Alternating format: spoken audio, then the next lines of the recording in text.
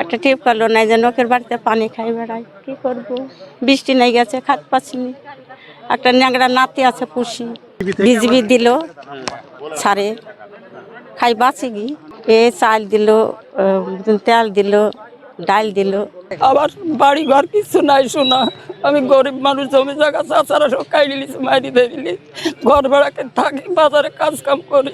স্বামী নাই, বেটা নাই, কিছুই নাই, আমি একাই। দেখেন হাতটা বার অক্ষম হয়ে গেছে।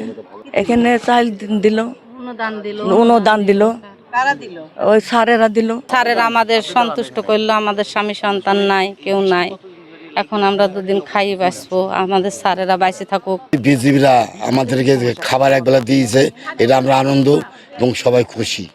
প্রয়োজন হলে আর যদি বেশি দেওয়ার অনুমতি দেয়, তৌফিক দেয়, আমি স্যারের কাছে কৃতজ্ঞ জানাচ্ছি। কুষ্টিয়াতে এখন পর্যন্ত আল্লাহর রহমতে আলহামদুলিল্লাহ বন্যা পরিস্থিতি স্বাভাবিক আছে, কিন্তু টানা বেশ কিছু দিনের বৃষ্টিতে দিনমজুর যারা আছে, যারা সকালে কাজে বের হয় সন্ধ্যায় চলে আসে, তাদের আসলে কাজটা পুরো থেমে গেছে। তো তাদের কথা চিন্তা করে আমাদের এই উদ্যোগ। আমরা আজকে কুষ্টিয়া সেক্টরের অধীনে আজকে প্রাকপুর বিওপির অন্তর্গত এলাকাতে 100 জন দিনমজুরের মাঝখানেই বেসিক্যালি এই খাদ্য সামগ্রী বিতরণ করেছি। এই কার্যক্রম পুরো বর্ষার মৌসুমেই আমরা কন্টিনিউ করব।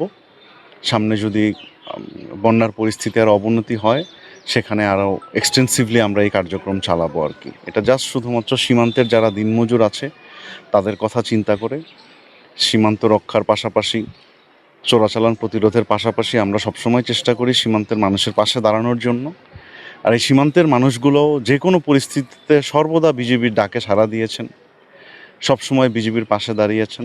তো সেই তাদের দায়িত্ববোধ, আমাদের দায়িত্ববোধ, দুইটা মিলেমিশে একসাথে আসলে আমাদের সকল প্রকার কার্যক্রম আমরা চালানোর চেষ্টা করি।